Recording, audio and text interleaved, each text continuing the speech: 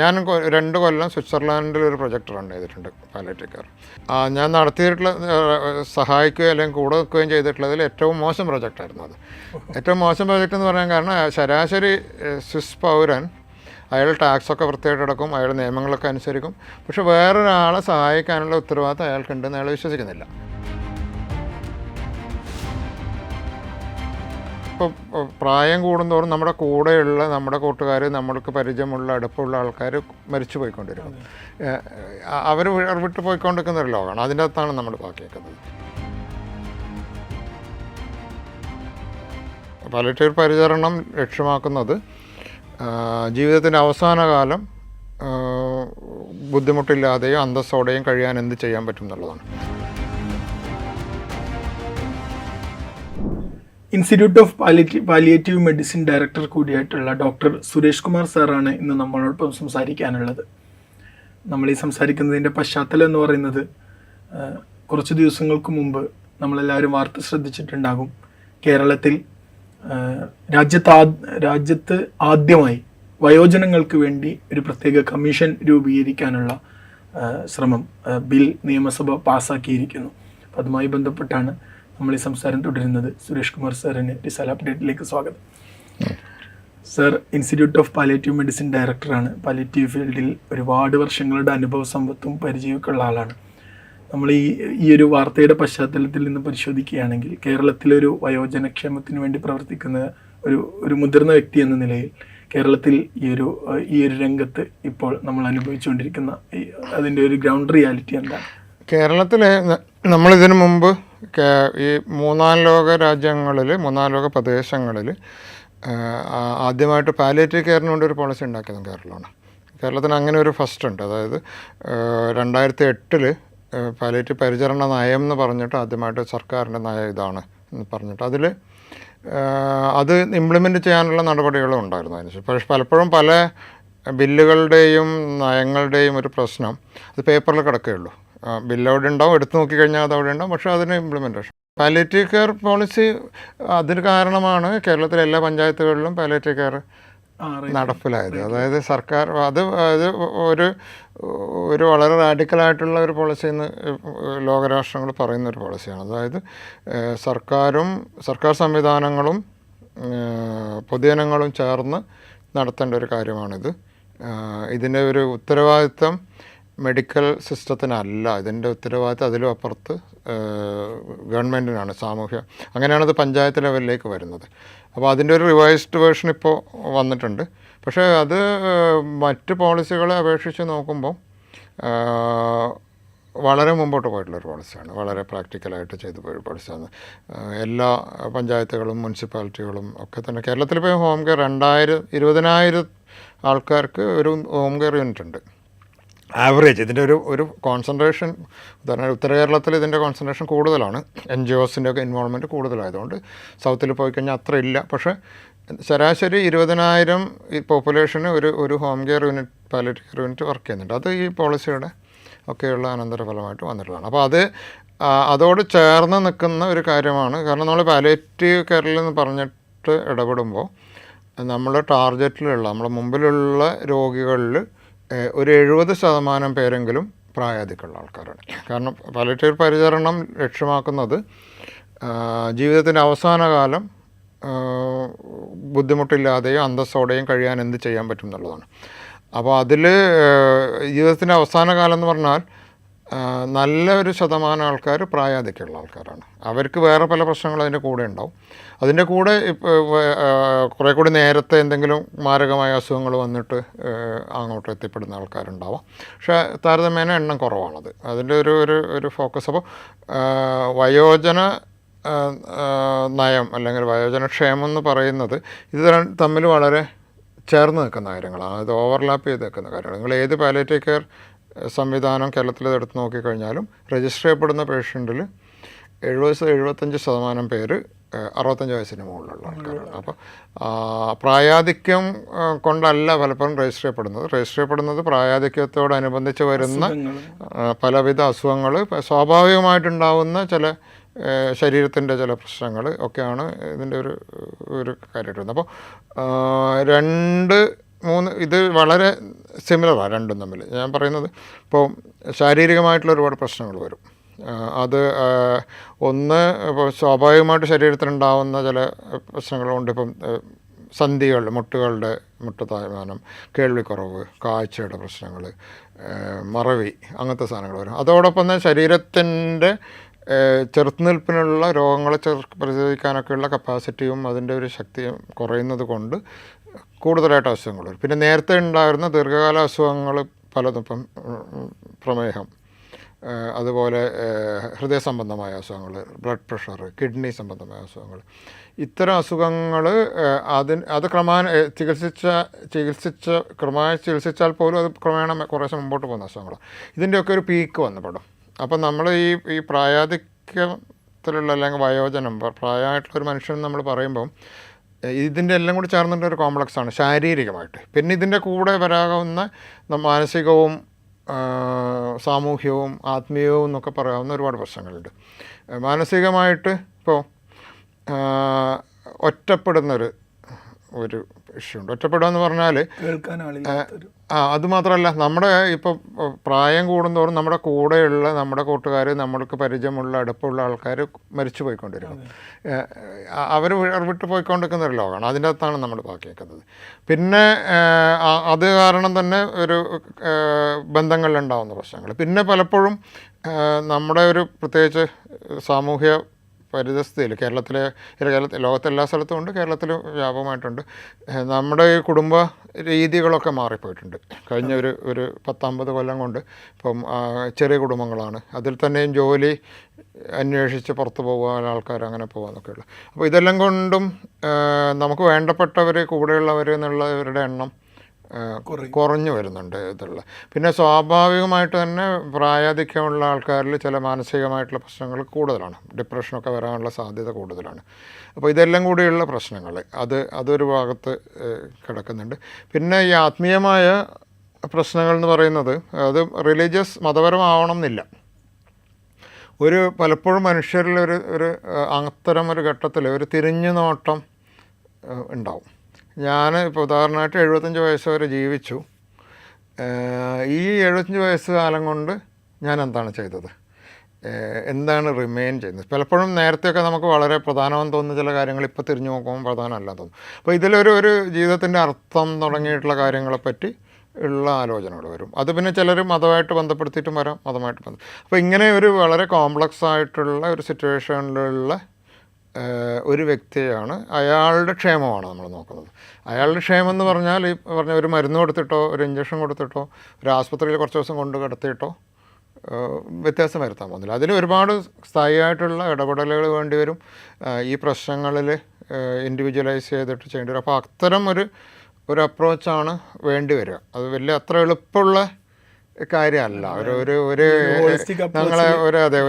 രോഗം ചികിത്സിക്കുന്നത് പോലെയോ അല്ലെങ്കിൽ ഏതെങ്കിലും ഒരു ഒറ്റ സിംഗിൾ ഇൻ്റർവെൻഷൻ പോലെയോ നടക്കില്ല. മൾട്ടിപ്പിൾ ഇൻ്റർവെൻഷൻസ് ആവശ്യമുണ്ട്. അപ്പോൾ അത്തരം ഒരു മേഖലയിലേക്കാണ് ഈ ഒരു കാൽവെപ്പ് വെക്കുന്നത്. പക്ഷേ ഞാൻ നേരത്തെ പറഞ്ഞ പോലെ ഈ പാലിയേറ്റീവ് കെയറിൻ്റെ മേഖലയിൽ ചെയ്ത് പരിചയമുള്ള ഒരു സംവിധാനമുണ്ട് കേരളത്തിൽ.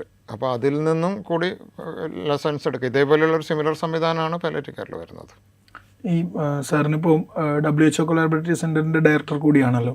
കേരളത്തിൻ്റെ ഒരു സാഹചര്യം എങ്ങനെയാണ്? ഇപ്പോൾ പുറം രാജ്യങ്ങളിലൊക്കെ പ്രത്യേകിച്ച് നമ്മൾ കുറേ കൂടി സോഷ്യലി പുരോഗമനം, അതായത് ഡെവലപ്ഡ് രാജ്യങ്ങളിലൊക്കെ എങ്ങനെയാണ് ഇതിൻ്റെ ഒരു അപ്രോച്ച്? അത് കേരളത്തിൽ നിന്ന് വ്യത്യസ്തമാണോ? അവരിൽ നിന്ന് നമുക്ക് കേരളത്തിന് എന്തെങ്കിലും പഠിക്കാനുണ്ടോ?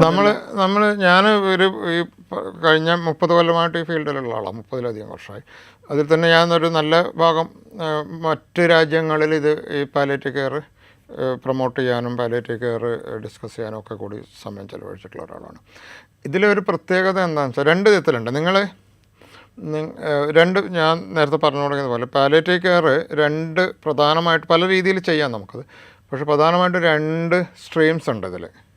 ഒന്ന് ആരോഗ്യ സംവിധാനങ്ങളുമായിട്ട് ബന്ധപ്പെട്ടിട്ട് സ്ഥാപനങ്ങളിലൂടെ ഓപ്പറേറ്റ് ചെയ്യുന്ന പാലിയേറ്റീവ് കെയർ. ഇതാണ് മോഡേൺ ആധുനിക പാലിയേറ്റീവ് കെയർ എന്നൊക്കെ പറഞ്ഞിട്ട് വളരെ 10-60 കൊല്ലം മുമ്പേ തുടക്കം കുറിച്ചിട്ടുള്ളത്. ഹോസ്പിസുകൾ എന്ന് പറഞ്ഞിട്ട് ഇത്തരം രോഗികൾക്ക് വേണ്ടി പ്രത്യേക സംവിധാനങ്ങൾ, ആസ്പത്രികളിൽ പാലിയേറ്റീവ് കെയർ ഇൻകോർപ്പറേറ്റ് ചെയ്യുക, അപ്പോൾ അത് പലപ്പോഴും ഓൾഡ് ഏജ് ഹോമുകൾ ഇതിൻ്റെ പരിധിയിൽ വരും. ഓൾഡ് ഏജ് ഹോമിൽ പാലിയേറ്റീവ് കെയർ വരുന്നില്ല. ഓൾഡ് ഏജ് ഹോമിൽ ഒരു ഷെൽട്ടർ, അതിൽ പക്ഷേ ഈ പറഞ്ഞ പോലെ ഞാൻ വരാം അതിലേക്ക്. കാരണം അത് നമ്മൾ ഈ പറയുന്ന വയോജന ക്ഷേമം ഉദ്ദേശിച്ച് ചെയ്യുമ്പോൾ നമുക്ക് ചെയ്യാവുന്ന ചില കാര്യങ്ങളുണ്ട് അവിടെ. പക്ഷേ ഇപ്പം ഈ രണ്ട് രീതി, അപ്പോൾ ഇതിൽ വരുന്നതെന്ന് വെച്ചാൽ അതിൻ്റെ ഒരു അപ്രോച്ച് എന്തൊക്കെ പറഞ്ഞാലും പ്രധാനമായിട്ട് മെഡിക്കലാണ്. അപ്പോൾ ആസ്പത്രിക്ക് ഒരു ആത്മീയ പ്രശ്നത്തിൽ എങ്ങനെ ഇടപെടും എന്നുള്ളതിനെ പറ്റി പറ്റില്ല, നമ്മൾ വിചാരിച്ചാലും പറ്റില്ല. അതുപോലെ സാമൂഹ്യ പ്രശ്നങ്ങളിൽ ആസ്പത്രികൾ എങ്ങനെ ഇടപെടും, ഈവൻ നമ്മൾ മാനസിക പ്രശ്നങ്ങൾ നിരന്തരമായിട്ട്. കാരണം ഇതിൽ നമുക്ക് മനസ്സിലാക്കാനുള്ളത്, ഈ രോഗി അല്ലെങ്കിൽ ഈ ഒരു ശുശ്രൂഷ, ഈ പരിചരണം ആവശ്യമുള്ള ആൾ, അതിപ്പോൾ ഒരു പ്രായാധിക്യമുള്ള ആളായാലോ അല്ലാതെ പാലിയേറ്റീവ് കെയറിലുള്ള ഒരാളായാലോ, ഇയാളുടെ സമയം അവസാന കാലത്ത്, നമ്മൾ ഈ പറയുന്ന കാലത്ത് ഇയാളുടെ സമയം ചെലവഴിക്കപ്പെടുന്നത് ആസ്പത്രിയിലല്ല, അല്ലെങ്കിൽ ഡോക്ടറുടെ അടുത്തല്ല. അതിൻ്റെ ഒരു ചില വിദേശ രാജ്യങ്ങളിൽ നിന്നുള്ള ചില കണക്കുകൾ പറയുന്നത് 95% റൂൾ എന്ന് പറഞ്ഞൊരു സാധനമുണ്ട്. അതായത് 95% സമയം അവസാന കൊല്ലത്തിൽ ഈ രോഗി അല്ലെങ്കിൽ ഇയാൾ ചിലവഴിക്കുന്നത് വീട്ടിലോ കുടുംബാംഗങ്ങളുടെ ഇടയിലോ മറ്റ് അയൽക്കാരുടെ കൂടെയോ അങ്ങനെയുള്ള കമ്മ്യൂണിറ്റിയിലാണ്. 5% സമയമാണ് ടോട്ടലി ആസ്പത്രി അഡ്മിഷൻ ആയാലും ഡോക്ടറെ കാണലും ഹോം കെയറും എല്ലാം കൂടി. അപ്പോൾ നമ്മളിതിൽ ഫോക്കസ് ചെയ്യേണ്ട ഒരു ഏരിയ, ഈ സമയത്ത് അല്ലെങ്കിൽ ഇയാളുടെ ഇത്രയും പ്രശ്നങ്ങളിൽ ഇടപെടാൻ പറ്റിയ ഒരുപാട് ആൾക്കാർ ചുറ്റുണ്ടാവുകയും ഇയാൾ സമയം ചെലവഴിക്കുന്ന അവിടെ ആവുമ്പോൾ നമ്മൾ പാലിയേറ്റീവ് കെയർ എങ്ങനെ ആയിരിക്കണം, ഇതിൽ നിന്നാണ് നമ്മൾ രണ്ടാമത്തെ സ്ട്രീം. ഇപ്പം നമ്മൾ കോഴിക്കോട് പോലെയുള്ള സ്ഥലങ്ങൾ, ഇൻസ്റ്റിറ്റ്യൂട്ട് ഓഫ് പാലിയേറ്റീവ് മെഡിസിൻ പോലെയുള്ള സ്ഥലങ്ങൾ ഇപ്പോൾ ഗ്ലോബലി നമ്മൾ പ്രൊമോട്ട് പുഷ് ചെയ്യുന്നത് കമ്മ്യൂണിറ്റി ബേസ്ഡ് ആയിരിക്കണം. അതായത് ഇതിനുള്ള സംവിധാനങ്ങൾ, ഇതിൽ ഇടപെടാൻ പറ്റിയ ആൾക്കാർ കമ്മ്യൂണിറ്റിയിലാണുള്ളത്. ആരോഗ്യ സംവിധാനങ്ങളുടെ സഹായം വേണം, പക്ഷേ ആരോഗ്യ സംവിധാനങ്ങൾ മാത്രം വിചാരിച്ചാൽ ഈ പ്രശ്നം പരിഹരിക്കാൻ പോകുന്നില്ല. അപ്പോൾ ആ രീതിയിൽ രണ്ട് സ്ട്രീംസ് ഉണ്ട്, ഇതിൽ ഇവോൾവ് ചെയ്ത് വരുന്നുണ്ട്. ഞങ്ങൾ ഇതിൽ തുടക്കത്തിൽ ഈ ഇൻസ്റ്റിറ്റ്യൂഷൻ ബേസ് ചെയ്തിട്ടുള്ള മാത്രമേ ഉണ്ടായിരുന്നുള്ളൂ. പിന്നീടാണ് കോഴിക്കോട് പോലെയുള്ള സ്ഥലങ്ങളിൽ, ചില ഓസ്ട്രേലിയയിലെ ചില കോർണറുകൾ, ചില ഗ്രൂപ്പുകളാണ് ഇത് കമ്മ്യൂണിറ്റി പാലിയേറ്റീവ് കെയർ കൊണ്ടുവരുന്നത്. അപ്പോൾ ഇപ്പം നമ്മൾ ഇതിലുള്ളൊരു മെയിൻ സ്ട്രീമായിട്ട് തന്നെ വന്നിട്ടുണ്ട്. അപ്പോൾ അത് വെച്ച് നോക്കുമ്പോൾ ഇത് ഇങ്ങനെ സാമൂഹ്യമായ ഇടപെടൽ വേണമെങ്കിൽ അത് ആരിടപെടും എന്നുള്ളതിൽ, അപ്പോൾ ഒരു അന്യോന്യം പരസ്പരം സഹായിക്കുകയും, സോഷ്യൽ ക്യാപിറ്റൽ എന്ന് പറയും, സാമൂഹികമായ മൂലധനം, അന്യോന്യം സഹായിക്കുകയും ഒന്നിച്ച് നിൽക്കുകയും പരസ്പരം കൂട്ടുകൂടുകയും ഒക്കെ ചെയ്യുന്ന മനുഷ്യന്മാരുടെ ലോകത്താണ് അത് സാധ്യമാവുന്നത്. കൂടുതൽ നിങ്ങൾക്കിതിന് മുഴുവൻ ആൾക്കാരെ എംപ്ലോയ് ചെയ്യാൻ പറ്റില്ല. അപ്പോൾ നമ്മൾ സാധാരണഗതിയിൽ വളരെ അല്ലെങ്കിൽ വികസിത രാജ്യങ്ങൾ, ഞാൻ 2 കൊല്ലം സ്വിറ്റ്സർലാൻഡിൽ ഒരു പ്രൊജക്ട് റൺ ചെയ്തിട്ടുണ്ട് പാലിയേറ്റീവ് കെയർ. ഒരു സെൻഗാലൻ എന്ന് പറഞ്ഞ ഓസ്ട്രിയയോട് ചേർന്ന് നിൽക്കുന്ന ഒരു പ്രൊഫഷനിൽ ഞാൻ നടത്തിയിട്ടുള്ള, സഹായിക്കുകയും അല്ലെങ്കിൽ കൂടെ നിൽക്കുകയും ചെയ്തിട്ടുള്ളതിൽ ഏറ്റവും മോശം പ്രൊജക്റ്റായിരുന്നു അത്. ഏറ്റവും മോശം പ്രൊജക്റ്റ് എന്ന് പറയാൻ കാരണം, ശരാശരി സ്വിസ് പൗരൻ അയാൾ ടാക്സൊക്കെ വൃത്തിയായിട്ട് അടക്കും, അയാൾ നിയമങ്ങളൊക്കെ അനുസരിക്കും, പക്ഷെ വേറൊരാളെ സഹായിക്കാനുള്ള ഉത്തരവാദിത്തം അയാൾക്കുണ്ടെന്ന് അയാൾ വിശ്വസിക്കുന്നില്ല. അതിന് സർക്കാർ സംവിധാനങ്ങൾ വേണം എന്നുള്ളതാണ് വിശ്വസിക്കുന്നത്. അപ്പോൾ അതുപോലെ ഇപ്പോൾ ഇംഗ്ലണ്ടിൽ സ്വന്തം അച്ഛനമ്മയായാലും ഇത് ഉത്തരവാദിത്വം, ഒരു സ്വന്തം അച്ഛനമ്മയായാലും അയൽപക്കക്കാരനായാലും സുഹൃത്തായാലും നമ്മൾ വഴിയിലുള്ള ഒരാളായാലും സിറ്റിസൺ എന്നുള്ള നിലയ്ക്ക് എൻ്റെ ഉത്തരവാദിത്വം സർക്കാരിന്, ഞാൻ എൻ്റെ ടാക്സുകൾ വൃത്തിയായി അടക്കുന്നു, നിയമം അനുസരിക്കുന്നു, നിയമം ലംഘിക്കുന്നില്ല, വേറെ ഒരു പ്രശ്നങ്ങൾ ഉണ്ടാക്കുന്നില്ല, അവിടെ തീരുന്നു എന്നുള്ളതാണ്. ഇത് പാശ്ചാത്യ രാജ്യങ്ങളിൽ ഒരു 50 കൊല്ലം അല്ലെങ്കിൽ ഒരു 75 കൊല്ലം കൊണ്ട് ഉണ്ടായി വന്നിട്ടുള്ള റിട്ടേണാണിത്.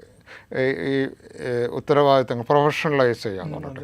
അപ്പോൾ തിരിച്ചിപ്പോൾ പറയുന്നത്, ഇപ്പോൾ ഈ നമ്മളിപ്പോൾ പാലിയേറ്റീവ് കെയർ വേസ്റ്റ് വരുന്ന പല രാജ്യങ്ങളും, ഇൻക്ലൂഡിങ് ഇംഗ്ലണ്ട് പോലെയുള്ള സ്ഥലങ്ങളിൽ നിന്നുള്ള ഗ്രൂപ്പുകൾ പറയുന്നത് കേരളം പോലെയുള്ള സ്ഥലങ്ങളിൽ നിന്നാണ് പഠിക്കേണ്ടത്. കാരണം ഇതൊരു സാമൂഹികമായ പ്രശ്നമാണെന്നും സാമൂഹിക ഇടപെടലാണെന്നും കാണിക്കുന്ന രാജ്യങ്ങൾ കേരളം പോലുള്ള രാജ്യങ്ങൾ. അതുപോലെ ഇപ്പോൾ ആഫ്രിക്കൻ കൺട്രീസ് പലതും അവിടെ പാലിയേറ്റീവ് കെയർ ഒന്നും കാര്യമായിട്ട് വികസിപ്പിച്ചിട്ടില്ല. അപ്പോൾ അതിൽ ഇപ്പം പാശ്ചാത്യ വിദഗ്ധർ പലരും ഞാൻ എല്ലാവരും പറയുന്നില്ല, പറയുന്നത് നമ്മൾ ഈ വെസ്റ്റേൺ സിസ്റ്റം അവിടെ കൊണ്ടുപോയിട്ട് അവിടുത്തെ ഒരു കൾച്ചർ നശിപ്പിക്കരുത്. ഉബുണ്ടു എന്നൊക്കെ പറഞ്ഞിട്ടുള്ള ചില ആഫ്രിക്കൻ ട്രൈബൽ കൾച്ചറുണ്ട്. അതായത് ഒരു ബുദ്ധിമുട്ടുണ്ടെങ്കിൽ അത് സമൂഹത്തിൻ്റെ മുഴുവൻ ബുദ്ധിമുട്ടാണെന്ന് തിരിച്ചറിയുന്നൊരു സാധനം. അപ്പോൾ അത്തരം സ്ഥലങ്ങളിൽ പരസ്പര സഹായവും ഒക്കെ വരും. അപ്പോൾ ആ സ്ഥലങ്ങളിൽ നമ്മൾ ഈ വെസ്റ്റേൺ മോഡൽ കൊണ്ടുവന്നിട്ട് ആ ഉള്ള സംവിധാനങ്ങളെ നശിപ്പിക്കരുത് എന്നുള്ള ഒരു ആർഗ്യുമെൻ്റ് വരുന്നത്. അപ്പോൾ ഒരു സൗത്ത് നോർത്ത് ഈ എന്ന് പറയും സാധാരണ വികസിത രാജ്യങ്ങൾ, അപ്പോൾ ഒരു കുറച്ച് കാലം കൊണ്ട് കഴിഞ്ഞ കുറച്ച് വർഷങ്ങളായിട്ട് ലേണിംഗ് ഫ്രം സൗത്ത്, അതായത് നിങ്ങൾക്ക് ഇത്തരം സംവിധാനങ്ങളിൽ നിന്ന് ലോ മിഡിൽ ഇൻകം കൺട്രികളിൽ നിന്ന് അല്ലെങ്കിൽ സാമ്പത്തികമായിട്ട് പിന്നോട്ട് നിൽക്കുന്ന കൺട്രികളിൽ നിന്ന്, അതേസമയം സാമൂഹ്യമായിട്ട് വളരെ റിച്ച് ആയിട്ടുള്ള കൺട്രികളിൽ നിന്ന് പഠിക്കാനുണ്ട് എന്നുള്ള ഒരു ആർഗ്യുമെൻറ്റ് നമ്മൾ ഇത് പറയുമ്പോൾ തന്നെ ഇപ്പോൾ ചില കാര്യങ്ങൾ ഉദാഹരണമായിട്ട് നമ്മുടെ ഒരു രീതിയിൽ നമുക്ക് ഈ ക്വാളിറ്റി കൺട്രോള്, ഇതിനൊരു മിനിമം സായിപ്പിന് ചില ഇങ്ങനത്തെ രീതികളുണ്ട്. അതായത് ക്വാളിറ്റി എങ്ങനെ മെഷർ ചെയ്യാം, എങ്ങനെ അസസ് ചെയ്യാം, അങ്ങനെയുള്ള ടെക്നിക്കൽ സാധനങ്ങൾ.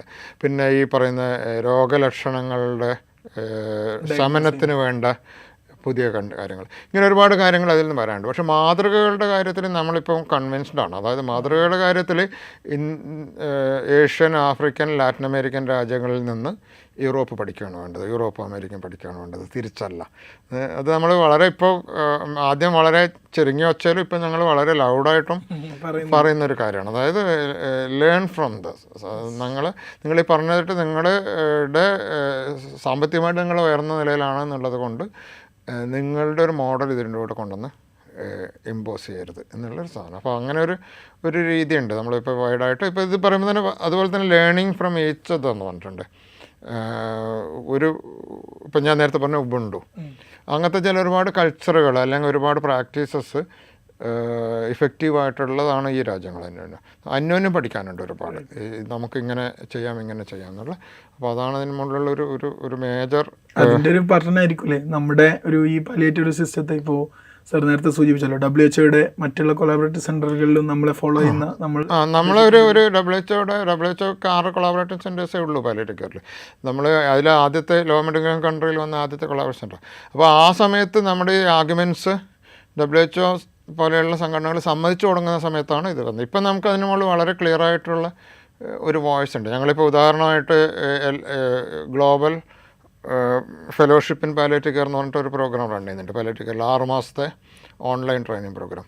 50 ചില്ലാനും രാജ്യങ്ങളിൽ നിന്നുള്ള ഡോക്ടർമാരും നഴ്സുമാരും ആരോഗ്യ പ്രവർത്തകരും ഇതിലുണ്ട് എല്ലാവരും. ഇതിപ്പോൾ 9ാമത്തെ ബാച്ചാണ് ഇപ്പോൾ റൺ ചെയ്യുന്നത്. ഇത് വളരെ പോപ്പുലറായിട്ടുള്ള പ്രോഗ്രാമാണ്. ഒരു 100 ആദ്യം ഒരു 40 സീറ്റിൽ തുടങ്ങിയിട്ട് ഇപ്പോൾ 175 സീറ്റുണ്ട്.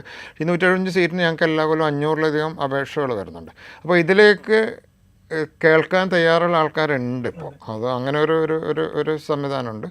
അപ്പോൾ അത് ഒരുപാട് ട്രെയിനിങ് പ്രോഗ്രാംസ് നമ്മുടെ ഇപ്പോൾ ഈ ഗ്ലോബലി കണ്ടക്ട് ചെയ്യുന്നുണ്ട്. ഇപ്പോൾ ഈ പറയുന്ന പോലെ അത് ഒരു കാലത്തായിരുന്നെങ്കിൽ നേരത്തെ തുടക്കകാലത്തൊക്കെ ആണെങ്കിൽ സായിപ്പ് പറയുന്നു നമ്മൾ പഠിക്കുന്നു എന്നുള്ളതിൽ നിന്ന് നമ്മൾ പറയുന്നു എല്ലാവരും പഠിക്കുന്നു എന്നുള്ള ഒരു സ്ഥിതിയിലേക്ക് മാറ്റി അല്ലേ. ഇപ്പോൾ കേരളത്തിൻ്റെ നമ്മുടെ പ്രത്യേക സിറ്റുവേഷൻ എടുക്കുകയാണെങ്കിൽ, ഇപ്പോൾ 2011 നമ്മുടെ സെൻസസ് അനുസരിച്ച് ഓൾമോസ്റ്റ് 12 ആണ് ഇവിടുത്തെ 60 വയസ്സിന് മുകളിലുള്ളവരുടെ കണക്ക്. അതിപ്പോൾ 2025 2030 25% വരും എന്ന് പറഞ്ഞു. അങ്ങനെയാണെങ്കിൽ നമ്മുടെ ഒരു ജനറേഷൻ്റെ 1/4 ഭാഗത്തോളം 60 വയസ്സിന് മുകളിലുള്ള ആളുകളാണ് എന്നാണ്. അങ്ങനെയാണെങ്കിൽ ഇങ്ങനെയുള്ള ഇപ്പോൾ സർക്കാർ കൊണ്ടുവന്നൊരു, ഇപ്പോൾ നമ്മളിപ്പോൾ ഇവിടെ വനിതാ കമ്മീഷൻ ഉണ്ട്, ബാലാവകാശ കമ്മീഷൻ ഉണ്ട്, അതുപോലെ ഒരു വയോജന കമ്മീഷൻ വരാൻ പോവുകയാണെന്നാണ് പറയുന്നത്. അപ്പോൾ എന്തുകൊണ്ടും അതിൻ്റെ ഒരു ഇമ്പോർട്ടൻസ് വലുത് തന്നെ പ്രാധാന്യമുണ്ട്. മാത്രമല്ല ഇതിൽ ഒരുപാട് ഇംപ്ലിക്കേഷൻസ് ഉണ്ട്. ഇപ്പോൾ ആരോഗ്യ മേഖലയിൽ മാത്രമല്ല, ഒന്ന് ഇവരുടെ എല്ലാ ആരോഗ്യ പ്രശ്നങ്ങൾ എന്നൊക്കെ പറഞ്ഞിട്ടുള്ളതാണ്. പിന്നെ ഇവരുടെ ലൈവ്ലിഹുഡ് സപ്പോർട്ട്, അതായത് അതായത് ഏണിംഗ് മെമ്പേഴ്സ് കുറയാണ് എക്കോണമിയിൽ.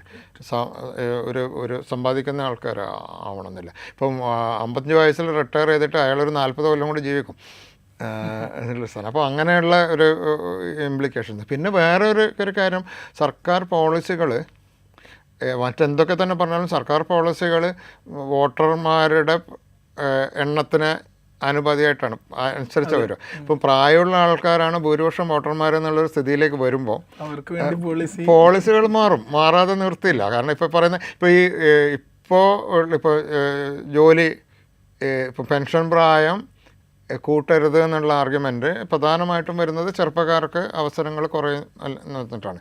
പക്ഷേ ചെറുപ്പക്കാരെക്കാളും എണ്ണം പ്രായമുള്ള ആൾക്കാർ വരുമ്പോൾ സർക്കാരുകൾ നിർബന്ധിതമാകും. കാരണം അൾട്ടിമേറ്റ്ലി ഇവരെ തീരുമാനിക്കുന്നത് ഇത്ര വോട്ട് ഇതിന് അനുകൂലമായിട്ട് അടുത്ത ഇലക്ഷനിൽ കിട്ടും എന്നുള്ളതാണ്. അപ്പോൾ അത് ഇങ്ങനത്തെ വ്യത്യാസങ്ങൾ വരാൻ വഴിയുണ്ട്. പിന്നെ രോഗങ്ങളുടെ ഒരു നേച്ചർ മാറുകയാണ്. അതായത് ഇപ്പോൾ ഈ പറയുന്ന ആൾക്കാരുടെയൊക്കെ രോഗങ്ങളെന്ന് പറഞ്ഞാൽ നമ്മൾ ഇപ്പം ദീർഘകാല രോഗങ്ങൾ, ഡയബറ്റീസ്, സംബന്ധമായ ഹൃദയ സംബന്ധമായ അസുഖങ്ങൾ, ശ്വാസകോശ സംബന്ധമായ അസുഖങ്ങൾ, ഡിമെൻഷ്യ, മറവി രോഗം ഒരു വലിയ അളവിൽ വരികയാണ്. നിങ്ങൾ എത്ര പെർസെൻറ്റേജ് ആൾക്കാർ മറവി രോഗമായിട്ട് മരിക്കുന്നു എന്നുള്ളത് ഇപ്പം എനിക്ക് ജപ്പാൻ, കൊറിയ, ദീർഘകാല ആൾക്കാർ ജീവിക്കുന്ന പല സ്ഥലങ്ങളായിട്ട് നല്ല പരിചയമുണ്ട്. ഞങ്ങൾക്ക് അവിടെ ട്രെയിനിങ് പ്രോഗ്രാമുകളുണ്ട്, പ്രൊജക്റ്റുകളുണ്ട്. സമൂഹത്തിലെ വലിയൊരു ശതമാനം ആൾക്കാർ മറവി രോഗത്തിലാണ്. ഇവരെ ശുശ്രൂഷിക്കാനുള്ള ആൾക്കാരില്ല. ഇപ്പോൾ ജപ്പാനൊക്കെ റോബോട്ട്സ് എന്നൊക്കെ പറഞ്ഞിട്ട് അങ്ങനെയൊക്കെ മറ്റു രാജ്യങ്ങളിൽ നിന്ന് നഴ്സുമാർ ഇറക്കി വരും. അപ്പോൾ നമ്മുടെ മുമ്പിൽ നമ്മൾ വരാൻ പോകുന്നത് ഒരു വലിയ ഡ്രാസ്റ്റിക് ആയിട്ടുള്ള ചേഞ്ചാണ്. നമ്മൾ നേരത്തെ പരിശീലിച്ച് അത് ഇതിൽ ഇന്ത്യയിൽ കേരളമാണ് ഏറ്റവും ആദ്യം ട്രാൻസിഷനിലേക്ക് പോകുന്നത്. മറ്റു സംസ്ഥാനങ്ങളും പിന്നാലെ വരും. അപ്പോൾ ഇതൊരു വലിയ ഇഷ്യൂ ആണ്. അപ്പോൾ അങ്ങനെ ഒരു ബാക്ക്ഗ്രൗണ്ടിലാണ് ഈ ഒരു കമ്മീഷൻ്റെ പ്രസക്തി വർദ്ധിക്കുന്നത്. അതായത് വരാൻ പോകുന്ന ഒരു ചെറിയ കുറച്ച് വയോജനങ്ങളെ ശുശ്രൂഷിക്കുന്ന ഒരു ഇഷ്യൂ അല്ല നമ്മൾ പറയുന്നത്. വലിയ നമ്പർ വരുന്ന സാമ്പത്തിക വ്യവസ്ഥയെയും സാമൂഹിക വ്യവസ്ഥയെയും ആരോഗ്യ സംവിധാനത്തെയും ഒക്കെ വലിയ രീതിയിൽ ഇൻഫ്ലുവൻസ് ചെയ്യാൻ പോകുന്ന ഒരു ചേഞ്ചിനെ എങ്ങനെ അഭിമുഖീകരിക്കും എന്നുള്ളതാണ് വരാനുള്ളത്. ഇപ്പോൾ നമ്മുടെ നാട്ടിലാണെങ്കിൽ തന്നെ നല്ല ജീവിത സാഹചര്യങ്ങൾ നോക്കി അല്ലെങ്കിൽ ജോലിക്ക് വേണ്ടി, പഠനത്തിന് വേണ്ടിയൊക്കെ വിദേശ രാജ്യങ്ങളിലേക്ക് പോകുന്നവരുടെ എണ്ണം കൂടി വരികയാണല്ലോ. പ്രത്യേകിച്ച് ചെറുപ്പക്കാർ അല്ലെങ്കിൽ വിദ്യാർത്ഥികൾ തന്നെ വിദേശ പഠനം എന്ന് പറയുന്നത് വലിയൊരു ശാഖയായിട്ട് തന്നെ ഇവിടെ ഉണ്ട്. അങ്ങനെയുള്ള സാഹചര്യത്തിൽ നമ്മുടെ ഈ ഒരു അന്തരം വർദ്ധിച്ചുകൊണ്ടിരിക്കുകയാണ്. അതായത് ഇവിടെയുള്ള ചെറുപ്പക്കാർ കുറയുന്നു, ഉള്ളവർ തന്നെ പുറത്തോട്ട് പോകുന്നു, അവരിങ്ങോട്ട് തിരിച്ചു വരാൻ ആഗ്രഹിക്കുന്നില്ല. അങ്ങനെയുള്ള ഒരുപാട് സാഹചര്യങ്ങൾ ഈ ഒരു സിറ്റുവേഷനെ ഇതിനെ വളരെ ഗൗരവമുള്ള കാര്യമാക്കി മാറ്റുന്നുണ്ട്. അങ്ങനെയുള്ള ഈ സിറ്റുവേഷനെ കൺട്രോൾ ചെയ്യാൻ എന്തൊക്കെ ചെയ്യാൻ കഴിയും? അതെ, അല്ല അതിന് എളുപ്പ വഴി. ഇപ്പം നമ്മൾ ഒരു സപ്പോർട്ട് റേഷ്യോ എന്ന് പറഞ്ഞൊരു സാധനമുണ്ട്. അതായത് ഒരു സ്വന്തം കാര്യങ്ങൾ സ്വയമായിട്ട് നോക്കാൻ പറ്റാത്ത ഒരാൾ, അത് പ്രായാധിക്യം കൊണ്ടാവാം, മറ്റു രീതിയിലുള്ള ആരോഗ്യ പ്രശ്നങ്ങളുണ്ടാവാം, അയാളെ സപ്പോർട്ട് ചെയ്യാൻ, അയാളെ സാമ്പത്തികമായിട്ടും സാമൂഹികമായിട്ടും ശാരീരികമായിട്ടും സപ്പോർട്ട് ചെയ്യാൻ സമൂഹത്തിൽ എത്ര പേരുണ്ട് എന്നുള്ളത്. ഇത് നേരത്തെയൊക്കെ ഇത് 1:5, 1:6 ഒക്കെ ആയിരുന്നു. അതായത് ഇത്തരം ഒരാൾക്ക് 6 പേര് സമൂഹത്തിലുണ്ട്. ഈ റേഷ്യോ ആണ് കുറയുന്നത്. ഈ റേഷ്യോ കുറഞ്ഞിട്ട് വരുമ്പോൾ ഈ 2 കാര്യങ്ങൾ, ഒന്ന് ഇയാളെ സപ്പോർട്ട് ചെയ്യുന്ന കാര്യം, 2 ഈ സപ്പോർട്ട് ചെയ്യുന്ന ആൾക്കാരുടെ സ്ട്രെയിൻ. ഇപ്പോൾ 5 പേരുണ്ടായിരുന്ന സ്ഥലത്ത് ഒരാളായിട്ട് മാറുമ്പോൾ അല്ലെങ്കിൽ 2 ആളായി മാറുമ്പോൾ ഈ 2 പേര് എടുക്കേണ്ടി വരുന്ന സ്ട്രെയിൻ ഭയങ്കര കൂടുതലാണ്. ഇത് പക്ഷേ വളരെ എളുപ്പത്തിലുള്ള പ്രതിവിധികളൊന്നുമില്ല. കാരണം ആൾക്കാർ ഇപ്പോൾ ലോകം കുറേ കൂടി ആക്സസിബിൾ ആയിട്ടുണ്ട്. ഇപ്പം അത് നമ്മൾ നെഗറ്റീവായിട്ടും കണ്ടിട്ടുണ്ട്. അതായത് പണ്ടൊരു മഹാമാരി വരുന്ന പോലെയല്ല കോവിഡ് വന്നപ്പോൾ ഉണ്ടായത്. നിമിഷങ്ങൾ കൊണ്ട് അല്ലെങ്കിൽ കുറച്ച് ദിവസം കൊണ്ട് അത് സ്പ്രെഡ് ചെയ്തിട്ടുണ്ട്. പണ്ട് പ്ലേഗൊക്കെ ഇതുപോലെ വന്നിട്ട് സ്പ്രെഡ് ചെയ്തിട്ടുണ്ട്. പക്ഷേ അതിൻ്റെ സമയം എടുത്തിട്ട് അതും ഇതുപോലെ ആയിട്ടാണ് സ്പ്രെഡ് ചെയ്തിട്ട്. അപ്പോൾ ഇത് യാത്രാ സൗകര്യങ്ങൾ, നിങ്ങൾക്ക് ആക്സസിബിലിറ്റി ഭയങ്കരമായിട്ട് കൂടുന്നു, നിങ്ങൾക്ക് ലോകം. അപ്പോൾ അങ്ങനെയുള്ള ഒരു സമയത്ത് ആൾക്കാർ മൂവ് ചെയ്യരുതെന്ന് നമുക്ക് പറയാൻ പറ്റില്ല. ഇവിടെ ജീവിക്കാൻ കൊള്ളാം എന്ന് ആൾക്കാർക്ക് തോന്നണമെങ്കിൽ അവിടെ സൊല്യൂഷൻ വരുന്നത്. നിങ്ങൾ പല മറ്റും ഇപ്പം മോറൽ കാരണങ്ങൾ പറഞ്ഞിട്ടോ അല്ലെങ്കിൽ നിങ്ങളുടെ ഫാമിലിയെ സപ്പോർട്ട് ചെയ്യേണ്ട കാരണങ്ങൾ പറഞ്ഞിട്ടോ നിങ്ങൾക്ക് ആൾക്കാരെ പിടിച്ചു നിർത്താൻ ബുദ്ധിമുട്ടാണ്. ആൾക്കാർ നിൽക്കണമെങ്കിൽ നമ്മുടെ ഇവിടുത്തെ സാഹചര്യങ്ങളിൽ എന്ത് ചെയ്യാൻ പറ്റും? എനിക്ക് നാട് വിട്ട് പോകേണ്ട കാര്യമില്ല. അപ്പോൾ അതിനാണെങ്കിൽ തൊഴിൽ സാധ്യതകൾ വർദ്ധിക്കണം, വിദ്യാഭ്യാസത്തിൻ്റെ ക്വാളിറ്റി വർദ്ധിക്കണം. അപ്പോൾ ആ മാറ്റം വലിയൊരു മാറ്റമാണ്. അത് അത്ര എളുപ്പത്തിൽ സാധ്യമാവുന്ന ഒരു കാര്യമല്ല. ഒരു ചെറിയ ഒരു ആക്ടിവിറ്റി കൊണ്ടൊന്നും പറ്റുമെന്ന് തോന്നുന്നില്ല.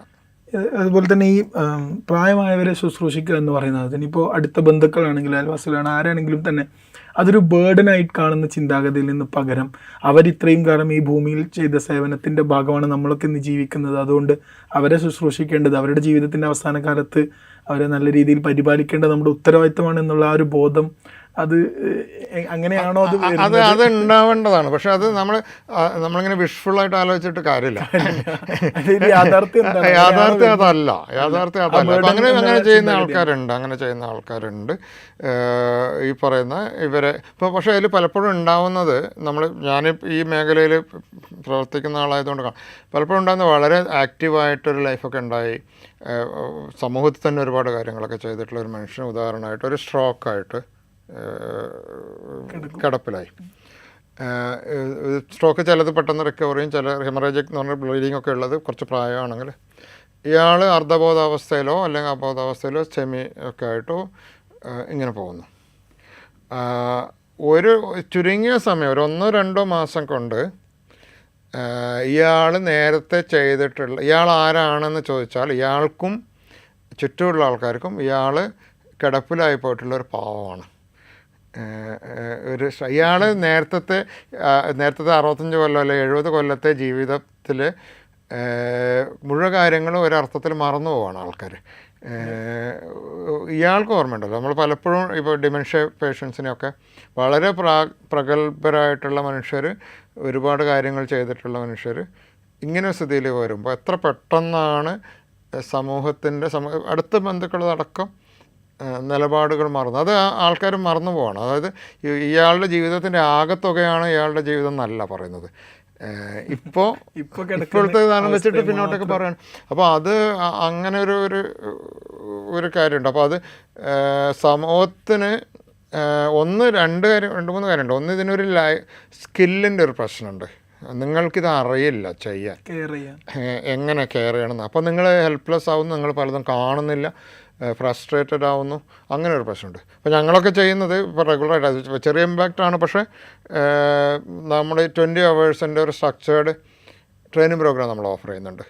ലൈഫ് സ്കില്ല്, അതായത് നമ്മൾ പറയുന്നത് നിങ്ങളുടെ ലൈഫിൽ നിങ്ങൾ സാധാരണഗതിയിൽ നിങ്ങൾ ഈ ലോകം വിട്ടു പോകുന്നതിന് മുമ്പേ നിങ്ങൾ വേണ്ടപ്പെട്ട ആരെങ്കിലുമൊക്കെ കിടപ്പിലായിട്ട് കാണാതെ പോകാൻ പറ്റില്ല. കാരണം നിങ്ങൾ വേറെ ഒരു അയൽക്കാരനെ സഹായിക്കുകയോ അല്ലെങ്കിൽ ഒരു പരിചയമില്ലാത്തവളെ സഹായിക്കുകയോ ചെയ്യാൻ പറ്റുന്നത് നല്ല കാര്യം. നമ്മളതൊക്കെ മറന്നുകളാം, അതൊക്കെ മറക്കും. നിങ്ങളുടെ കുടുംബത്തിൽ നിങ്ങൾക്ക് വളരെ വേണ്ടപ്പെട്ട ഒരാൾ, കാരണം 90% ആൾക്കാർ ലോകത്തിൽ കുറച്ച് കാലം കിടപ്പിലായിട്ട്, കുറച്ച് കാലം എന്നാൽ ചിലർ കുറച്ച് കാലം, ചിലർ കൂടുതൽ കാലം കിടപ്പിലായിട്ട് മരിച്ചു പോകുന്ന ആൾക്കാരാണ്. 10% ആൾക്കാരുണ്ട് പെട്ടെന്ന് മരിച്ചു പോകുന്നത്. അത് ഒരു ആക്സിഡൻറ്റിൽ പെട്ടിട്ട് അല്ലെങ്കിൽ ഇടയ്ക്ക് വലിയൊരു ഹാർട്ട് അറ്റാക്കിൽ വരുന്നത്. അപ്പോൾ നിങ്ങളുടെ കുടുംബത്തിൽ നിങ്ങൾക്ക് വേണ്ടപ്പെട്ട എല്ലാവരും ഈ 10% പെടുന്നു. അതൊരു നല്ല കാര്യമാണോ എന്നും പറയുന്നില്ല, വേറെ കാര്യം. പക്ഷേ പക്ഷേ ഒരു പരിചാരകൻ അല്ലെങ്കിൽ പരിചാരിക എന്നുള്ള ഒരു റോള് നമുക്ക് എല്ലാവർക്കും ജീവിതത്തിൽ ഏറ്റെടുത്തേ പറ്റൂ. നിങ്ങൾക്കത് താല്പര്യം ഉണ്ടായാലും ഇല്ലെങ്കിലും നിങ്ങൾക്ക് ഏറ്റെടുത്തേ പറ്റുള്ളൂ. അപ്പോൾ ആ സമയത്ത് നമ്മൾ പറയുന്നത് ഇതിന് വേണ്ട ഒരു ബേസിക് സ്കില്ലുണ്ട്. ഇത്തരം ഒരാളെ എങ്ങനെ ശുശ്രൂഷിക്കണം, അയാളോട് എങ്ങനെ സംസാരിക്കണം, എന്തൊക്കെയാണ് ശ്രദ്ധിക്കേണ്ട കാര്യങ്ങൾ, ഇത് നമ്മൾ പഠിച്ചെടുത്ത് വെക്കുന്നത് നല്ലതാണെന്ന് നമ്മൾ പറയും. സാധാരണ ഇത് ജന്മന നമുക്ക് താല്പര്യം. അപ്പോൾ ഇതില്ലെങ്കിലുള്ള പ്രശ്നം എന്താണെന്ന് വെച്ചാൽ നമ്മുടെ നിലപാടുകളിൽ ഒരുപാട് വ്യത്യാസം വരും. എനിക്കറിയില്ല എന്താ ചെയ്യേണ്ടതെന്ന്. അപ്പോൾ എനിക്ക് സ്വാഭാവികമായിട്ടും വരുന്ന ഹെൽപ്ലെസ്നെസ്, ഒരു ടോട്ടൽ നിസ്സഹായതാബോധം, പിന്നെ അരിശം, ഫ്രസ്ട്രേഷൻ, അങ്ങോട്ട് നോക്കാതിരിക്കുക, അങ്ങനെയുള്ള കുറേ. അപ്പോൾ ഒരു സ്കില്ല് ബിൽഡ് ചെയ്തെടുക്കുക എന്നുള്ളൊരു സാധനം നമുക്ക് ചെയ്യാൻ പറ്റും. ആറ്റിറ്റ്യൂഡ് കുറേയൊക്കെ അതിൻ്റെ കൂടെ വരുന്നതാണ് നമ്മൾ വിചാരിക്കുന്നത്. പക്ഷേ ഈ പറയുന്ന പോലെ ആൾക്കാരെ ഇങ്ങനെ ബോധവൽക്കരിച്ചിട്ട് ഇപ്പോൾ അച്ഛനും അമ്മയും ശുശ്രൂഷിക്കണം, അല്ലെങ്കിൽ കിടപ്പിലായ ആൾക്കാരെ, വേണ്ടപ്പെട്ട ആൾക്കാരെ ശ്രദ്ധിക്കണം എന്നൊക്കെ പറഞ്ഞ് അങ്ങനെ ആൾക്കാർ ആരെങ്കിലും പറഞ്ഞു കൊടുക്കാത്തതിൻ്റെ പ്രശ്നമാണെന്ന് എനിക്ക് തോന്നുന്നില്ല. ഇത് നമുക്ക് അറിയുന്നൊരു കാര്യമാണ്, കാരണം നമ്മൾ ചുറ്റും കാണുന്നൊരു കാര്യമാണല്ലോ. അപ്പോൾ ആ സമയത്ത് ഇപ്പോൾ നാളെ നിങ്ങൾക്ക് ഇതേ ഗതി വരും എന്നുള്ളൊരു കാര്യമൊക്കെ ആൾക്കാർ അങ്ങോട്ട് മറന്നു പോകുന്നതാണ്. അപ്പോൾ ഞാൻ വിചാരിക്കുന്നത് നിങ്ങൾക്ക് ഇങ്ങനെയൊക്കെ ചെയ്യാൻ പറ്റും, ഇതാണ് നിങ്ങൾ ചെയ്യേണ്ടത്, ഞങ്ങൾ പഠിപ്പിച്ചു തരാം. അതാണ് കുറേ കൂടി ഇഫക്റ്റീവ് ആവുന്നതെന്നാണ് നമ്മുടെ ഒരു പൊതുവെ ധാരണ. പക്ഷേ ഇപ്പോൾ ഞങ്ങളുടെ പോലൊരു ഇൻസ്റ്റിറ്റ്യൂഷന് ഞങ്ങളിപ്പോൾ ഒരു മാസം 100ഓളം ആൾക്കാർക്കാണ് ട്രെയിനിങ് കൊടുക്കുന്നത്. നമ്മൾ ദീർഘകാലം എടുത്താലും എത്ര പേർക്ക് കൊടുക്കാൻ പറ്റുന്നുള്ളൂ. പക്ഷേ ഇതൊരു വൈഡായിട്ട് ഇതൊരു അറിയേണ്ട ഒരു കാര്യമുണ്ടെന്ന് എനിക്ക് തോന്നുന്നത്. അതുപോലെ തന്നെ ഇതിൻ്റെ കൂടെ ഇപ്പോൾ 60 വയസ്സ് കഴിഞ്ഞെന്ന് കരുതി എല്ലാവരും കിടപ്പിലാകുന്നില്ല. നല്ല പ്രൊഡക്റ്റീവായിട്ട് വർക്ക് ചെയ്യാൻ പറ്റുന്ന വലിയൊരു വിഭാഗം ആളുകൾ അവിടെ ഉണ്ട്. അങ്ങനെയുള്ളവരുടെ പ്രൊഡക്ടിവിറ്റി ഉപയോഗപ്പെടുത്താൻ, അവരുടെ കഴിവുകൾ സമൂഹത്തിന് ഉപയോഗപ്പെടുത്താൻ, അതല്ലെങ്കിൽ അവർ അങ്ങനെയുള്ള വലിയൊരു വിഭാഗം സമൂഹം എത്രയും കാലം ജീവിച്ചതിൻ്റെ ഒരു റിട്ടേൺ ഓഫ് ഇൻവെസ്റ്റ്മെൻറ്റ് അപ്പോഴും ലഭിച്ചുകൊണ്ടിരിക്കുക എന്നുള്ള അത് ഉപയോഗപ്പെടുത്താനുള്ള പദ്ധതികൾ അതിനുള്ള അത് അത്യാവശ്യമാണ്. കാരണം നമ്മുടെ മൈൻഡ് സെറ്റ് ഇപ്പോഴും 50 വയസ്സിൽ റിട്ടയർ ചെയ്തിട്ട് പിന്നെ റിലാക്സ്ഡ് ആയിട്ടുള്ള ഒരു ലൈഫ് എന്നുള്ളൊരു മട്ടില്ല. ഇപ്പം ഞാൻ നേരത്തെ പറഞ്ഞ പോലെ 50 വയസ്സിൽ റിട്ടയർ ചെയ്താൽ ഇപ്പോൾ ഒരു ശരാശരിയിൽ 80-85 വയസ്സ് വരെ ജീവിച്ചു. അതിൽ തന്നെ ഒരു 10-20 കൊല്ലം സാമാന്യ ആക്റ്റീവായിട്ട് ജീവിച്ചു പോകുന്നുണ്ട്. അപ്പോൾ ഇത് പലപ്പോഴും പലപ്പോഴും സെക്കൻഡ് ലൈഫ് എന്നുള്ളൊരു കൺസെപ്റ്റ് പറയാറുണ്ട്. അതായത് സാധാരണഗതിയിൽ എന്താ ഉണ്ടാവുമെന്ന് വെച്ചാൽ ഈ ഒരു പ്രായമൊക്കെ ആയിക്കഴിയുമ്പോഴേക്കും നാട്ടുകാരെല്ലാവരും സ്വയവും തീരുമാനിക്കും നമ്മളെ റിട്ടയർമെൻറ്റ് പ്രായമാണെന്ന്. റിട്ടയർമെൻറ്റ് പ്രായമായി കഴിഞ്ഞാൽ പിന്നെയുള്ള ദീർഘകാലം, അതായത് നമ്മളിപ്പോൾ ഒരു 55 വയസ്സിൽ റിട്ടയർ ചെയ്യുന്ന ഒരാൾ, അല്ല 55 വയസ്സിൽ ഇത് നിർത്തി വെക്കുന്ന ഒരാൾ, അയാൾ ആക്ച്വലി 30 ഇപ്പോൾ 25 വയസ്സിലൊക്കെ ആയിരിക്കും അയാളൊരു ആക്റ്റീവായിട്ടുള്ള പഠനമൊക്കെ കഴിഞ്ഞൊരു ആക്റ്റീവായിട്ട് ലൈഫുണ്ട്. 30 കൊല്ലമാണ് ആക്റ്റീവായിട്ട് എന്തെങ്കിലും ചെയ്തിട്ടുണ്ടാവുക. പിന്നെ ഈ റിട്ടയർ ചെയ്തിട്ട് അയാളൊരു 40 കൊല്ലം 35 കൊല്ലം ഒന്നും ചെയ്യാതിരിക്കുകയാണ്. അയാളുടെ മൈൻഡ് സെറ്റ് അങ്ങനെയാണ്. അപ്പോൾ ഞങ്ങൾ പലപ്പോഴും പറയും, അതായത് നിങ്ങൾക്ക് വേറെ ഒരു നിങ്ങളുടെ കഴിഞ്ഞ കാലത്ത് നിങ്ങൾ ജീവിതം തുടങ്ങുമ്പോൾ 25-ാം വയസ്സിൽ നിങ്ങൾ ജീവിതം അല്ലെങ്കിൽ ഇങ്ങനെ ഒരു ജോലി ഏറ്റെടുക്കുമ്പോൾ ചിലപ്പോൾ നിങ്ങൾ അന്ന് നിർബന്ധിതനായതായിരിക്കും, കുടുംബത്തിൻ്റെ ഉത്തരവാദിത്തം പല കാര്യങ്ങളും വെച്ചിട്ട്. ഇപ്പോൾ നിങ്ങൾ 55 വയസ്സായി, ആ പ്രാരബ്ധങ്ങളൊക്കെ തീർന്നിട്ടുണ്ട്. നിങ്ങൾക്ക് താല്പര്യമുള്ള ഒരു വർക്ക് ഏറ്റെടുക്കാനുള്ള സമയമായത്. കാരണം നിങ്ങൾ നേരത്തെ സക്സസ്ഫുൾ ആയിട്ടുണ്ട്, ചെയ്ത കാര്യങ്ങളുടെ കംപ്ലീഷനിൽ എത്തിച്ചിട്ടുണ്ട്. അപ്പോൾ അതിനെപ്പറ്റി നിങ്ങൾക്ക് ബേജാറാവേണ്ട കാര്യമില്ല. നിങ്ങൾക്ക് ധൈര്യമായിട്ട് ഒരു പുതിയ കാര്യം തുടങ്ങാം. കാരണം ഇതൊരു സെക്കൻഡ് ഓപ്പർച്യൂണിറ്റി. ഇത് എത്ര കാലം മുമ്പോട്ട്, അപ്പോൾ അതിലും നേരത്തെ പ്രഷേഴ്സ് ഇല്ല. നേരത്തെ എനിക്ക് സാമ്പത്തികമായിട്ടുള്ള ഒരുപാട് പ്രശ്നങ്ങളുള്ളത് കൊണ്ടാണ് എനിക്ക് ഈ ജോലി ചെയ്യേണ്ടി വന്നത്, എനിക്ക് താല്പര്യമുള്ള ജോലി അല്ല എന്ന് പറയുന്ന ഒരാൾക്ക് ഓക്കെ അത് വളരെ സത്യമായിരിക്കും. പക്ഷേ നമ്മൾ ആ പ്രശ്നങ്ങളെല്ലാം തീർന്നാലും ഇയാൾ ഈ ജോലി തന്നെ ഒരു തുറന്ന് റിട്ടയർ ചെയ്ത് പിന്നെ ഒന്നും ചെയ്യേണ്ടതാണ്. അപ്പം നമ്മൾ പറയും പഴയ കാര്യങ്ങൾ നിങ്ങൾക്ക് പറ്റില്ല. അപ്പോൾ ഒരുപാട് പ്രൊഡക്റ്റീവായിട്ടുള്ള ഒരു ലൈഫ് അവിടെ ഉണ്ട്. അത് പക്ഷേ അതിന് നമ്മുടെ ഒരു മൊത്തം രണ്ട് ഭാഗത്തുനിന്ന്, അതായത് സമൂഹം പഴയൊരു മൈൻഡ് സെറ്റിലാണ്. പണ്ട് ആൾക്കാർ ഈ ആയുർദൈർഘ്യം കഴിഞ്ഞ കുറേ കാലം കൊണ്ടാണ് കൂടി വന്നത്. നേരത്തെ 45 വയസ്സ് 50 വയസ്സിൽ സ്വാതന്ത്ര്യം കിട്ടുന്ന കാലത്തൊക്കെ 45 വയസ്സിൽ ആൾക്കാർ ശരാശരി ആയുർദൈർഘ്യം. അപ്പോൾ നമ്മുടെ ഒരു മൈൻഡ് സെറ്റ് 50 വയസ്സ് കഴിഞ്ഞാൽ പിന്നെ ഒരു 5 കൊല്ലം 10 കൊല്ലം കഴിഞ്ഞിട്ട് മരിച്ചു പോകുന്ന ആൾക്കാർ. അതായത് നിന്ന് നമ്മൾ മാറണം. പ്രത്യേകിച്ച് ഡെഫിനറ്റ്ലി ഒരുപാട് സ്കില്ല് അക്യൂർ ചെയ്തിട്ടുണ്ട്, ഒരുപാട് നോളജ് അക്യൂർ ചെയ്തിട്ടുണ്ട്. ഇതൊന്നും അവശേഷിപ്പിക്കാതെയാണ് പോകുന്നത്. ഒരു ഡോക്യുമെൻ്റ് ചെയ്യപ്പെടുന്നില്ല ലൈഫ് സ്റ്റോറികളിൽ, അല്ലെങ്കിൽ ഒരുപാട് പറയാനുണ്ട് ആൾക്കാർക്ക്. നമ്മൾ ചോദിക്കുകയാണെങ്കിൽ നമ്മൾ ചോദിക്കുന്നില്ല എന്നുള്ളതാണ് ഒരു പ്രശ്നം. അതുപോലെ തന്നെ ഇപ്പോൾ ഈ അടുത്ത് ഒരു സോഷ്യൽ ആക്ടിവിസ്റ്റ് ഒരു ഫേസ്ബുക്ക് പോസ്റ്റ് ചെയ്തായിരുന്നു. അതായത് പരിചയമുള്ള ഒരാൾ, അദ്ദേഹത്തിന് മക്കളില്ല, അപ്പോൾ അവരും ഭാര്യയും കൂടി കുറച്ച് കാലത്തിന് ശേഷം ഒരു ഓൾഡ് ഏജ് ഹോം ബുക്ക് ചെയ്ത്, ഓൾഡ് ഏജ് ഹോം അങ്ങനെ പറയാൻ പറ്റില്ല, അതായത് അവസാന കാലത്ത് പരിചരിച്ച ജീവിതം അങ്ങനെ സന്തോഷത്തോടു കൂടി കഴിയാൻ പറ്റുന്നൊരു സാഹചര്യം, അതിപ്പോൾ ഒരു ബിസിനസ് മോഡൽ വരെ ആയി മാറിയിട്ടുണ്ട്. പക്ഷേ കേരളത്തിൽ അങ്ങോളം ഇങ്ങോളം ഇത്തരത്തിലുള്ള സ്ഥാപനങ്ങളിൽ അഡ്മിഷൻ ഫുള്ളാണ് എന്നാണ് അവരങ്ങനെ പറയുന്നത്. ഇനിയിപ്പോൾ കുടുംബക്കാരാൽ ആരും പരിചരിക്കപ്പെടാൻ ഇല്ലാതെ അവസാന കാലത്ത് ബുദ്ധിമുട്ടുന്ന ഒരാളാണെങ്കിൽ പോലും അവർക്കുള്ള ബെഡ് സ്പേസ് ഇങ്ങനെയുള്ള കേന്ദ്രങ്ങളിൽ നിലവിലില്ല എന്നാണ്. അല്ല, ഇതിൽ രണ്ട് കാര്യങ്ങൾ നമ്മൾ ശ്രദ്ധിച്ചിട്ടുണ്ട്. ഓക്കെ, ഇപ്പോൾ പ്രത്യേകിച്ചിട്ട് മധ്യ കേരള ഭാഗത്ത്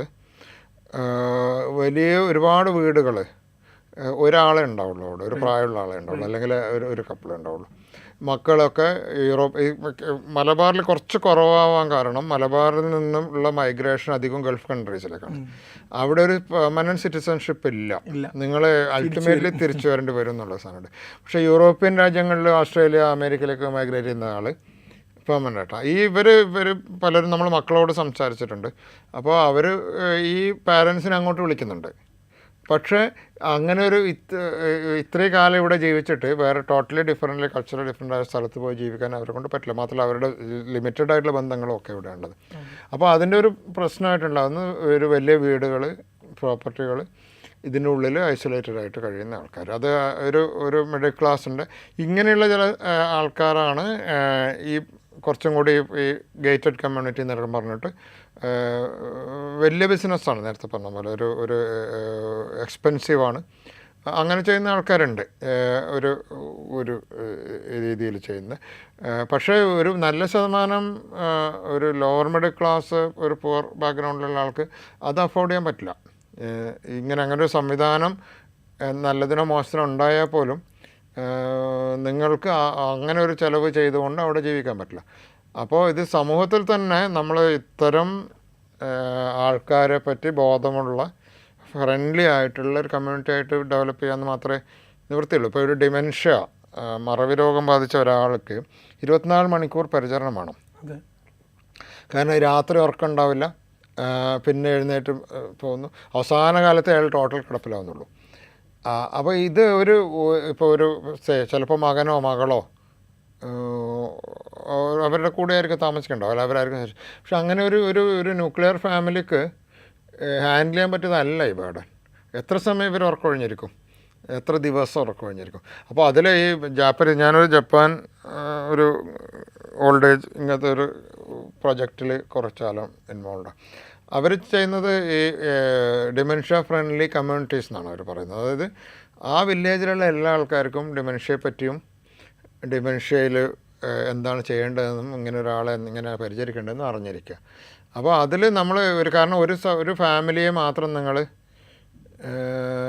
ഏൽപ്പിച്ച് കൊടുത്തിട്ട് അവരിത് പ്രത്യേകം ചെയ്യുമെന്ന് വിചാരിക്കാൻ പറ്റില്ല. കാരണം അവരെ കൊണ്ട് പറ്റില്ല, അവർക്ക് അവരുടെ സ്വന്തം കാര്യങ്ങൾ അതിന് പുറമെ എത്ര തന്നെ ശ്രമിച്ചാൽ. അപ്പോൾ അങ്ങനത്തെ ചില സാധ്യതകളുണ്ട്. അപ്പോൾ കുറേ കൂടി വൈഡർ കമ്മ്യൂണിറ്റി ഒന്നിച്ച് നിൽക്കുകയും പരസ്പരം സഹകരിക്കുകയൊക്കെ ചെയ്യുന്ന ഒരു സംവിധാനം തന്നെ പറ്റുള്ളൂ. മറ്റ് സൊല്യൂഷൻസ് അഫോർഡ് ചെയ്യാൻ പറ്റില്ല. 1, 2 അത് ശരിയാണോ തെറ്റാണോ അങ്ങനെയാണോ ചെയ്യേണ്ടതെന്നൊക്കെയുള്ള ചോദ്യങ്ങൾക്ക്. പക്ഷേ പ്രാക്ടിക്കലി അത് ഇപ്പോൾ അതേ ഉള്ളൂ വഴി എന്ന് പറഞ്ഞാൽ പോലും അത് അഫോർഡ് ചെയ്യാൻ പറ്റില്ല. ഇപ്പോൾ ഈ ഒരു കമ്മീഷൻ ബില്ല് വരുന്നതോടുകൂടി ഈ വയോജനക്ഷേമം എന്ന് പറയുന്നത്, അല്ലെങ്കിൽ വയോജന ചികിത്സ, കിടപ്പിലായവർക്ക് പരിചരണം കിട്ടുന്ന അവരുടെ അവകാശമായി മാറുകയാണ്. ഇപ്പോൾ അതിന് കമ്മീഷൻ ചെയർമാൻമാരുണ്ടാവും. ഇപ്പം മക്കളത് ഉപേക്ഷിക്കപ്പെടുകയാണെങ്കിൽ മക്കൾക്കെതിരെ നിയമ നടപടി പോലും വരാനുള്ള സാധ്യതകളൊക്കെ ഉണ്ട്. അപ്പോൾ ഇങ്ങനെ ഒരു അവകാശമായി മാറുമ്പോൾ, ഇതൊരു നിർബന്ധ ബാധ്യതയായി മാറുമ്പോൾ ഇത് ആരുടെ മേലിലാണ്? ഇത് സ്റ്റേറ്റിൻ്റെ മേലിലാണോ വരേണ്ടത്? അല്ല നമ്മൾ ഇതിലൊരു കമ്പൈൻഡ് ആയിട്ടുള്ള ഒരു സിംഗിൾ സ്റ്റേക്ക് ഹോൾഡർക്ക് ഹാൻഡിൽ ചെയ്യാൻ പറ്റുന്നത് അല്ല. നമ്മളത് ഇപ്പോൾ ഇത് ഫാമിലിക്ക് ഒറ്റയ്ക്ക് ഹാൻഡിൽ ചെയ്യാൻ പറ്റില്ല. ചുറ്റുമുള്ള സമൂഹം, കമ്മ്യൂണിറ്റി. അതാണ് ഞാൻ നേരത്തെ പറഞ്ഞത്. ഇപ്പം വയോജനക്ഷേമം അല്ലെങ്കിൽ അത് റൈറ്റ് എന്നൊക്കെ പറഞ്ഞ് വരുമ്പോൾ ചെറിയ കാര്യത്തിന് മുകളിലല്ല നമ്മൾ കൈവെക്കുന്നത്. ഒരു വലിയ എക്സ്റ്റെൻസീവായിട്ടുള്ള സമൂഹത്തിൻ്റെ എല്ലാ തുറകളിലെയും ബാധിക്കാൻ പോകുന്ന ഒരു ഇഷ്യൂ ആണത്. അപ്പോൾ സ്റ്റേറ്റിന് അതിൻ്റെ ഒരു റെസ്പോൺസിബിലിറ്റി നിന്ന് വിട്ടു നിൽക്കാൻ പറ്റില്ല. അതേസമയം സ്റ്റേറ്റ് മുഴുവനായിട്ട് ഈ സംവിധാനങ്ങൾ ഇൻവോൾവ് ചെയ്താൽ തന്നെ എത്ര സമയം ഇപ്പോൾ ഈ പറഞ്ഞ പോലത്തെ ഡിമെൻഷ്യ കെയർ, അല്ലെങ്കിൽ കിടപ്പിലായിട്ടുള്ള ഒരാൾ, അല്ലെങ്കിൽ അവസാന കാലത്ത് നിരന്തര പരിചരണം ആവശ്യമുള്ള ഒരു മനുഷ്യൻ, ഇയാളുടെ സാമൂഹ്യമായിട്ടുള്ള പ്രശ്നങ്ങൾ, ഇയാളുടെ ആരോഗ്യ പ്രശ്നങ്ങളിൽ ചിലപ്പോൾ ഒരു അളവ് വരെ ഇടപെടാൻ പറ്റിയെന്ന് വരും. സാമൂഹ്യ, മാനസിക, ആത്മീയ പ്രശ്നങ്ങൾ. അപ്പോൾ ഇതിന് കമ്മ്യൂണിറ്റിയാണ്, സമൂഹമാണ് ഇതിന് ഇടപെടേണ്ടതും അല്ലെങ്കിൽ സഹായിക്കേണ്ടതും അതിനൊരു സപ്പോർട്ടായിട്ട് നിൽക്കേണ്ടതും ആ കുടുംബത്തിനും. കാരണം ഇത് നാളെ എനിക്ക് വരാവുന്നതാണ്. ഇന്ന് ഞാൻ വേറെ ഏതോ ഒരു അയ്യോ പാവം എന്ന് വെച്ചിട്ട് സഹായിക്കുകയല്ല. നമ്മൾ പറയുന്നത് അന്യോന്യം നമ്മൾ സഹായിച്ചില്ലെങ്കിൽ ഇത് നമ്മുടെ അടുത്തും കൂടി ഈ ഒരു സിറ്റുവേഷൻ നമ്മളെല്ലാവരും നല്ലൊരു ശതമാനം, ഇപ്പോൾ ആൾക്കാർ കൂടുതൽ കാലം ജീവിക്കുന്നിടത്തോളം ജീവിതദൈർഘ്യം കൂടി വരുന്നതനുസരിച്ചിട്ട് ഡിമെൻഷ്യയുടെ അളവ് കൂടി വരുന്നു. ബ്രെയിന് ആ സമയമ്പോഴേക്കും നശിച്ചു പോകണം. അപ്പോൾ അത് ഇന്ന് എൻ്റെ വീട്ടിലുള്ള ഒരാൾക്കാണ് ഡിമെൻഷ്യ എങ്കിൽ നാളെ അടുത്ത വീട്ടിലെ ഒരാൾക്കാണ് ഡിമെൻഷ്യ വരാൻ പോകുന്നത്. അപ്പോൾ ഇന്ന് അത് അന്യോന്യം. അപ്പോൾ ഒരു ഇത്തരം വയോജന സൗഹൃദം പുലർത്തുന്ന കാര്യങ്ങളെപ്പറ്റി ധാരണയുള്ള കമ്മ്യൂണിറ്റികളാണ് രൂപപ്പെട്ടു. അതാണ് സുരക്ഷ. അപ്പോൾ ഇത് ഇങ്ങനെ ഒരു അറ്റംപ്റ്റ് വരുന്നുണ്ടെങ്കിൽ കൂടി ഫോക്കസ് വേണ്ടി വരിക അതിനെന്ത് ചെയ്യാൻ പറ്റുന്നുള്ളതാണ്. അതിനെങ്ങനെ എത്രമാത്രം സ്കില്ല് ബിൽഡ് ചെയ്യാൻ പറ്റും, എത്രമാത്രം ബോധവൽക്കരിക്കാൻ പറ്റും, എങ്ങനെയാണത് ചെയ്യുന്നത്, എന്തൊക്കെ സിസ്റ്റംസ് അതിൻ്റെ പ്ലേസിൽ ഉണ്ടാക്കാൻ പറ്റും, അതാണ് വേണ്ടി വരേണ്ടത്. അങ്ങനെ ഒരു സാധനം അറ്റംപ്റ്റ് ചെയ്തെങ്കിൽ മാത്രമേ നിൽക്കുള്ളൂ. അല്ലെങ്കിൽ ഇതിൻ്റെ ഒരു പാർഷ്യൽ ഒരു സാധനം ചെയ്തു പോകാനാണ് വഴി. റൈറ്റ്. വയോജനക്ഷേമം, വയോജന കമ്മീഷൻ ബില്ലാണ് ഇപ്പോൾ നിയമസഭ പാസ്സാക്കിയിട്ടുള്ളത്. ഏതായാലും നമ്മുടെ സംസ്ഥാന സർക്കാരിൻ്റെ വളരെ ഒരു മികച്ച പോസിറ്റീവായ ഒരു പോളിസി ചേഞ്ചിലേക്കായിരിക്കാം അത് പോവുക. പക്ഷേ അതിൻ്റെ ഫോക്കസ് എങ്ങനെയായിരിക്കണം? നമ്മളെല്ലാവരും ഒരുമിച്ച് ഒരു കമ്മ്യൂണിറ്റി ബിൽഡപ്പ് ചെയ്ത് ഇവിടുത്തെ വയോജനക്ഷേമം ഉറപ്പാക്കണം എന്ന രീതിയിലാണ് ഡോക്ടർ നമ്മോട് സംസാരിച്ചത്. Thank you sir.